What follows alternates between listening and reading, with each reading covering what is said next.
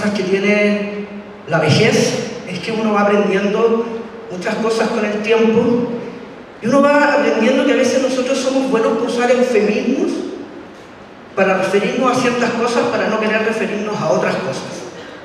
Y lo dijo el colega, no hablamos de salud mental, pero en verdad lo que deberíamos estar hablando es de sufrimiento humano. Y es bueno usar eufemismo, nos conviene. Hablamos de trastornos, como que de repente el niño amanece un día, se le prende un gen, se le activa una dopamina, aparece un cableado cerebral, y tiene un trastorno. Y nadie se pregunta, ¿y dónde viene ese trastorno? ¿Cuál es la historia de ese supuesto trastorno? Y cuando nos metemos en la historia de ese trastorno, lo que tú encuentras siempre es una vida cargada de sufrimiento humano. Entonces, nos cuesta hablar de lo que tenemos que hablar y usamos eufemismos. Y de lo que tenemos que hablar para mí es de sufrimiento. De que Chile es un país tremendamente poco respetuoso de la infancia y la adolescencia, y tenemos a miles y miles y millones, como les voy a mostrar, de niños sufriendo, no con trastornos como que tuvieran un resfrío. Están sufriendo, son vidas con tal nivel de sufrimiento que el sufrimiento termina organizando la manera de sentir, percibir y habitar el mundo. Son niños que no conocen otra forma de estar en el mundo si no es a través del peligro y el sufrimiento. Pero nadie habla de sufrimiento. Hay gente que plantea que es porque no queremos tampoco meternos en nuestros propios sufrimientos. Entonces, como no queremos meternos en nuestros sufrimientos, usamos eufemismos y tratamos la salud mental como que fuera una salud médica. Y tener un trastorno, entonces los niños tienen trastornos como que tuvieran resfrío. Y eso es un gran problema. Entonces lo que yo quiero tratar de mostrarles son dos cosas muy rápidas. Yo, al igual que el resto de mis colegas, 20 minutos es imposible. Así que me voy a tomar 30 minutos como tú, si no te importa. Quiero mostrarles dos cosas. Nosotros hablamos de trauma, pero ya ni siquiera hablamos de trauma. Porque como a la gente le gustan los diagnósticos, ahora el trauma es un diagnóstico. Entonces ahora los niños tienen trauma complejo, trauma relacional, como que tuvieran un resfrío. Ahora preferimos hablar ahora de sufrimiento traumático. Pero el trauma complejo, una de las cosas con el sufrimiento traumático, es que lo que llaman ahora es como un modelo paraguas. ¿Y qué significa un modelo paraguas? Que si yo tuviera 3 días para estar con ustedes, desde las 8:30 hasta las 7 de la tarde, yo podría mostrarles en 3 días de que nosotros podemos comprender toda la gama de sufrimientos traumáticos de las personas sin acudir a ningún tipo de patología, ni discriminación, ni estigmatización. Pero como no tengo eso, voy a tener que explicárselo en simple. Y es que resulta que cada vez que vemos niños agresivos, ahora está de moda la desregulación. Porque como no queremos hablar de lo que hay que hablar, ocupamos estas supuestas palabras que parecen técnicas, pero que no significan nada. Entonces ahora miles de niños son desregulados. Tengo niños súper desregulados, ya una categoría más compleja todavía. Desregulado tipo 2 le van a decir en el futuro. Porque les gusta. No, ese no, el espectro de la desregulación. Esa es la otra manía actual. Pero desregulado es lo mismo que decir descontrolado. Pero suena más bonito desregulado, ¿cierto? Uno como que parece más serio profesionalmente. Es la misma tontera que decir descontrolado. Entonces tenemos niños desregulados, agresivos, tenemos toda la gama de los supuestos trastornos psiquiátricos que hasta el día de hoy mucha gente repartida por todo el mundo dudan de que realmente existan. No tenemos evidencia, porque si los trastornos psiquiátricos fueran o tuvieran la misma categoría científica que los trastornos médicos, cuando tú llevas a tu hijo a un psiquiatra o neurólogo, él debería hacerle un escáner o una tomografía cerebral para decirte si tiene un trastorno. Pero no existe eso porque todavía nadie ha podido encontrar biomarcadores claros para ninguno de los 256 trastornos que propone el DSM-5. Entonces, como no hay biomarcadores al final, ¿cómo se hace el diagnóstico? Le llaman criterio clínico, que es la misma tontera que decir la subjetividad del profesional. Dependiendo de en qué momento está en el día, si va en el paciente número 45 del día. Es decir, pero yo voy comprendiendo historias de trauma. Pero lo que yo quiero tratar de mostrarles, y espero que se entienda, es que hay una cosa que nosotros llamamos la paradoja del estigma. Y es que nosotros, los que están acá presentes, me imagino que a ustedes les interesa ayudar al sufrimiento de los niños y adolescentes. Pero nosotros, ¿dónde está la paradoja? Que nosotros siempre tratamos a esos niños y adolescentes como menos humanos, como insanos, patológicos, aberrantes, y en el momento que ustedes los estigmatizan, ustedes ya no se convierten en una fuente de ayuda, se convierten en otro problema suplementario. La gran paradoja triste del sufrimiento actual es que aquellas personas que teóricamente estudiamos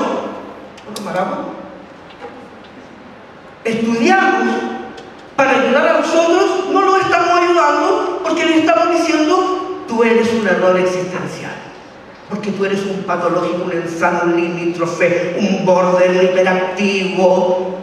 Y esa es la gran paradoja del estigma. Los datos en Chile son bastante tristes. Hay 2 o 3 estudios que lo que han ido mostrando. Este es el último de la UNICEF.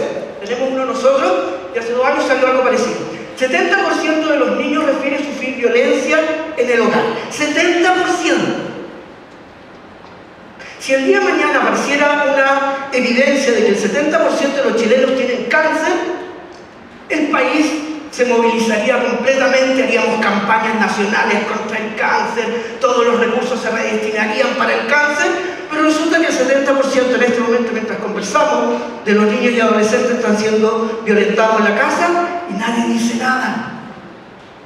No salen los matinales, a nadie no le interesan los medios de comunicación, nadie hable nada, porque a nadie en verdad le interesa el sufrimiento. Este es un estudio en donde nosotros participamos. Nos juntamos 14 países, los países están ahí, estudiamos muchas cosas, pero una de las cosas que nos preguntamos es cómo cría cada país. Para que se entienda, mientras más negro el país, más agresiva es su crianza. ¿Cuáles son los países más agresivos para criar? En estos 14, China, Rusia, Brasil, Chile y México. ¿Hay alguien de México acá o no? ¿No? Entonces puedo decir lo siguiente. Si quieren sentirse un poco mejor los chilenos, los mexicanos le pegan mucho más a los niños que nosotros. Es impresionante el nivel de violencia física del mexicano. Pero Chile ganó. Chile es el país más retón, castigador, prohibitivo de los 14 países. Ganamos por lejos. Chile es el país de anda a acostarte, quédate tranquilo, cómete la comida, pórtate bien, suelta el celular o usa el celular. Somos el país más violento a nivel psicológico y verbal. Y nadie habla de esto, nadie dice nada, nadie comenta nada. Usamos eufemismos, pero nadie habla que esto es puro sufrimiento humano, sufrimiento relacional. Hace pocos años, por fin salió el mapa mundial del abuso sexual. Por fin tenemos un estudio a nivel literalmente mundial de la prevalencia de niñas menores de 18 años que han sufrido abuso sexual. La media mundial es de 18,9%, Chile tiene 31,4% y el año pasado se publicó un nuevo estudio en donde ya estamos llegando al 37%.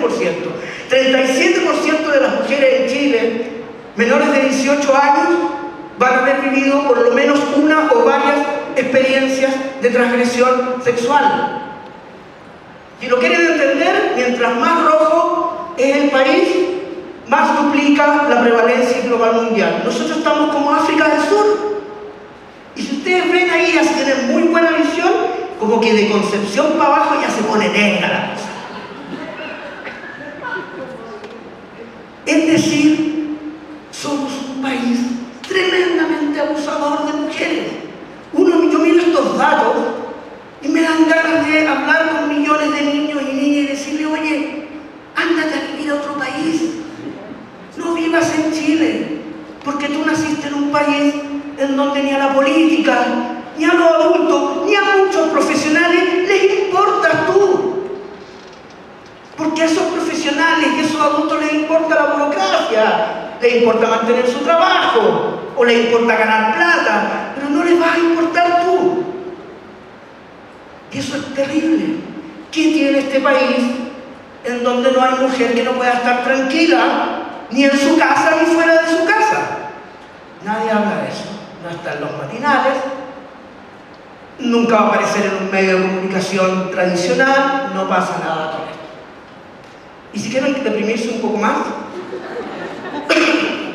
porque tenemos que deprimirnos, tenemos que sufrir para que podamos ayudar a los otros a sufrir. ¿Ustedes creen que la vida es un arcoíris y que todo es psicología positiva? No van a poder conectarse con el sufrimiento de los otros. Por eso nuestra profesión es tan maldita, porque es la única profesión en donde para ayudar al sufrimiento de los otros nosotros también tenemos que sufrir. Y nadie quiere eso. Es peligrosa esta profesión.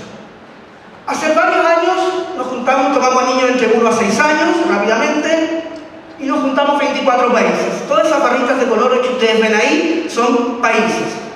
Evaluamos salud mental de los niños y evaluamos trauma. Tomamos a niños del norte, centro y sur de Chile, tomamos a niños de nivel socioeconómico muy alto, medio y muy bajo. Tengo que decirles que los extremos tienen la misma prevalencia de problemas de salud mental. Los que atienden a BC1 lo saben. Los países que están por encima de esta línea horizontal que ven ahí son países que se llaman en estado de extremo riesgo o de urgencia clínica. Y miren el país que ganó.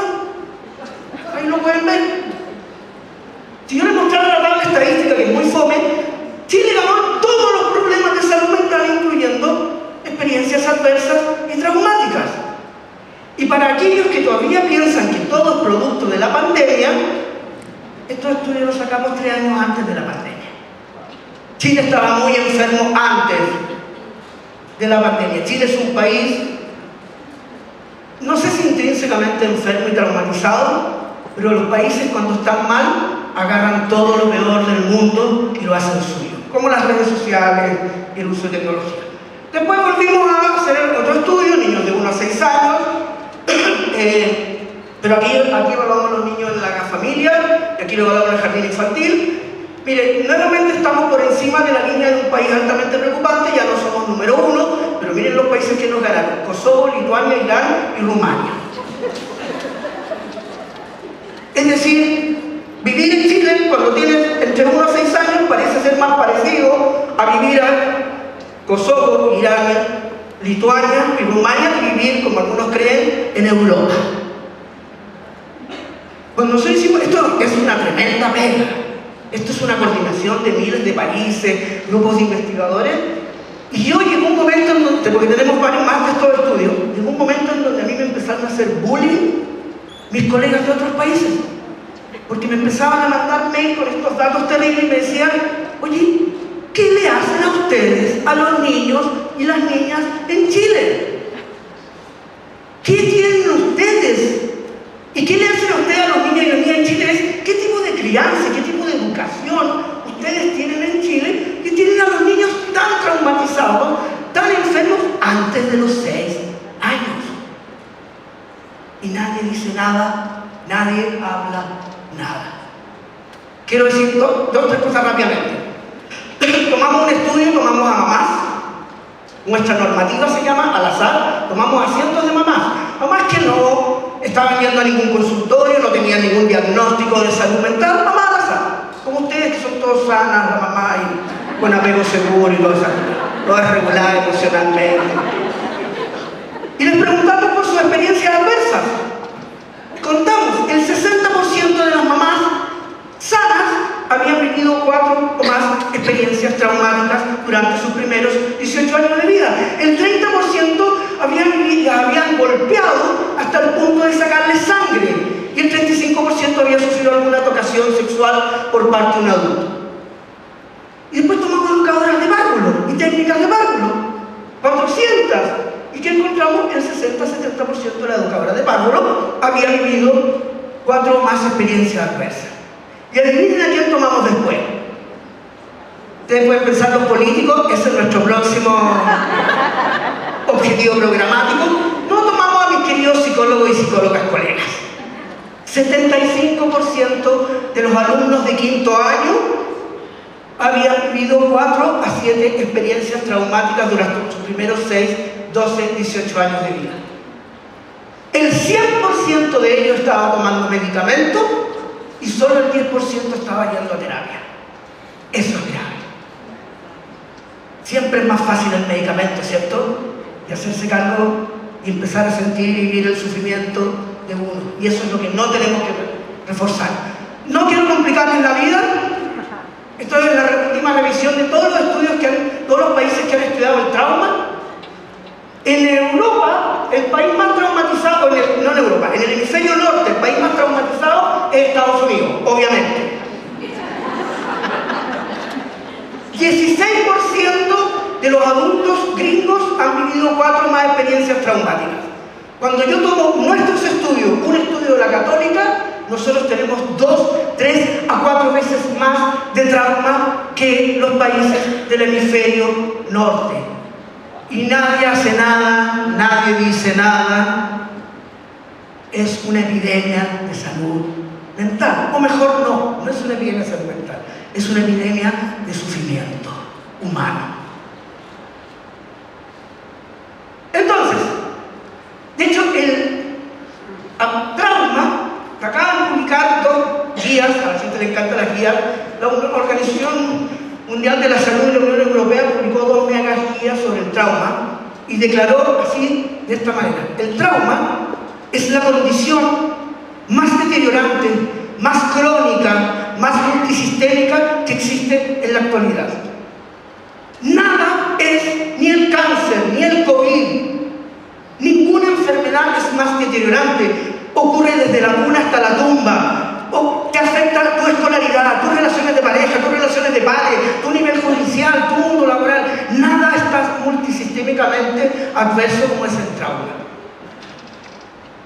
Y te mata 20 años antes que el promedio de la población.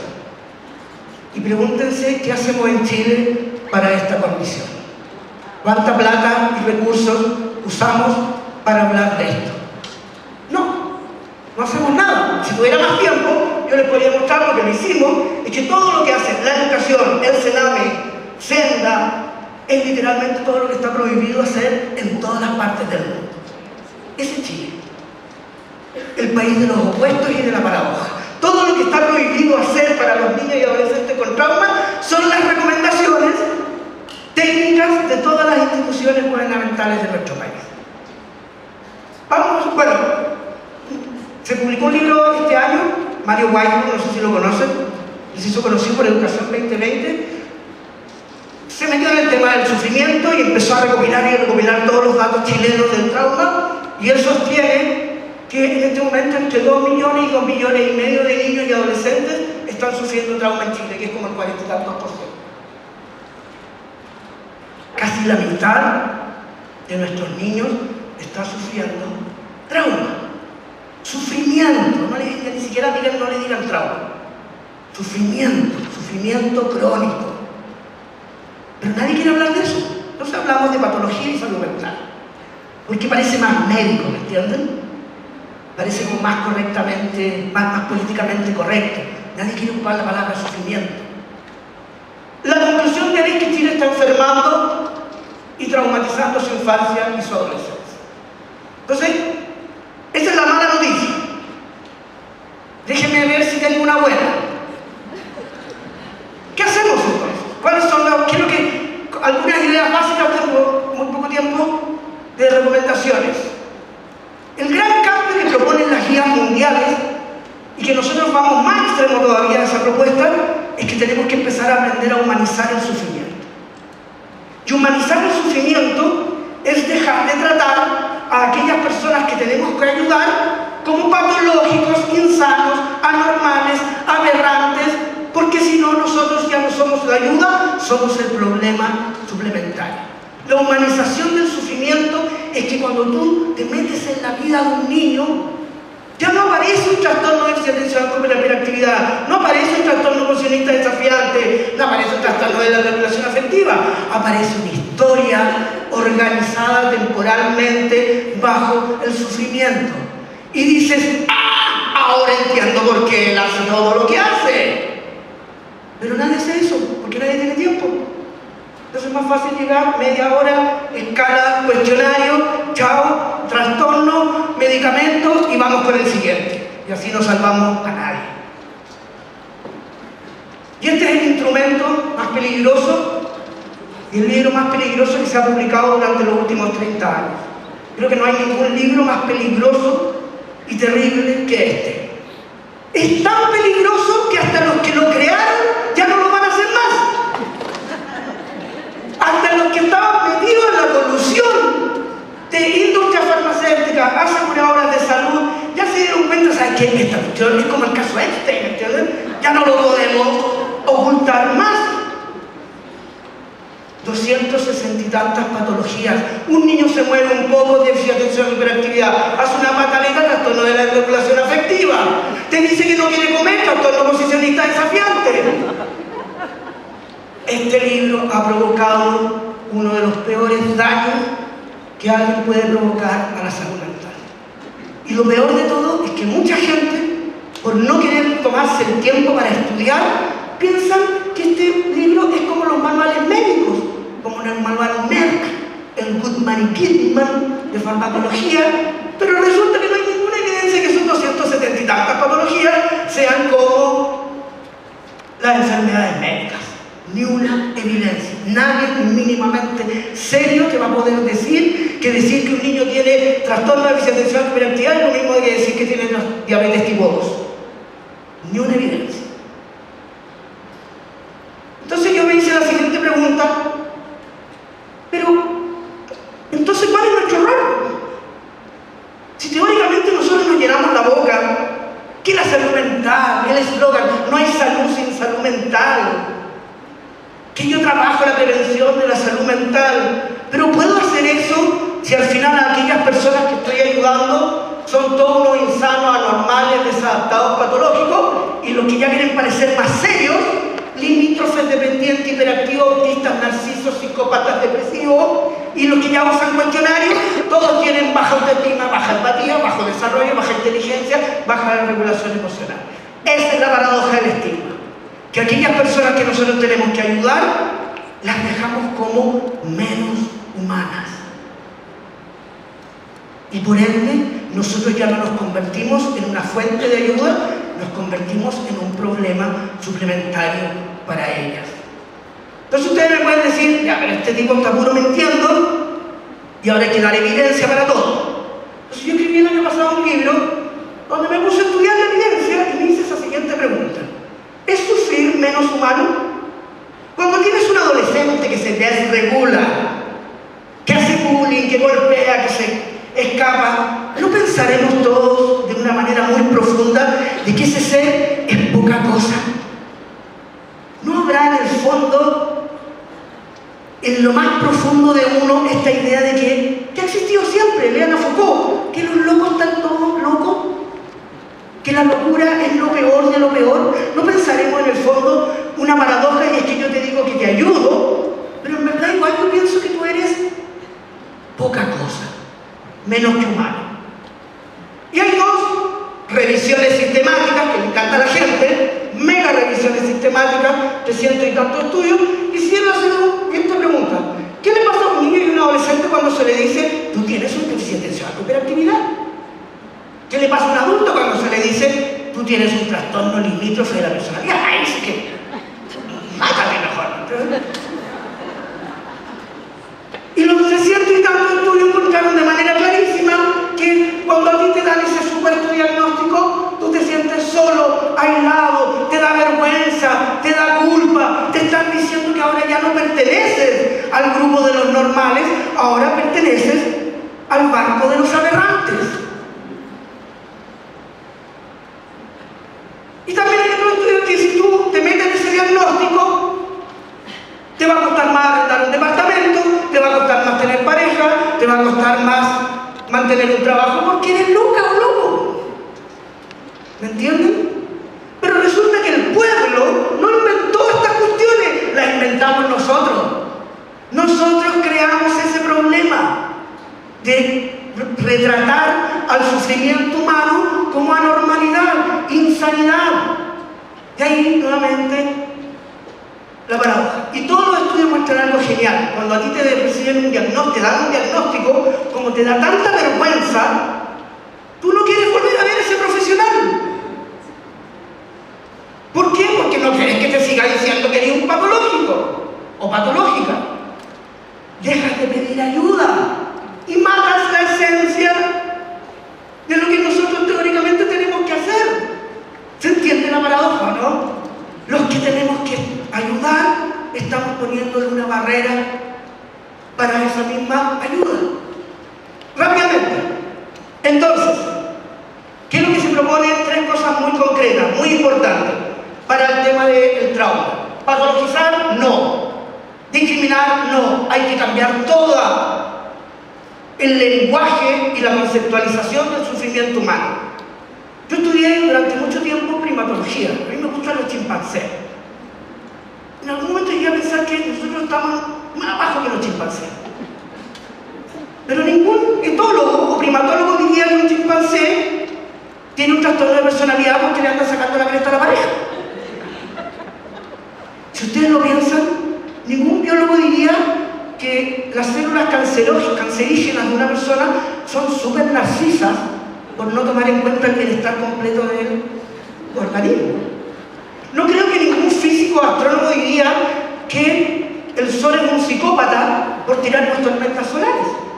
Los fenómenos no son buenos o malos, sanos e insanos. Somos nosotros los que no nos podemos quitar el rol de curas o jueces. Y eso hay que sacarlo. Entonces, recomendaciones rápidamente. Sensibilizar. Hablen de lo que nadie quiere hablar. No usen eufemismos. No hablen de patología. Hablen de sufrimiento. Todos sufrimos. Todos hemos sufrido. Todos vamos a seguir sufriendo. Pero hay niños que toda su vida es sufrimiento.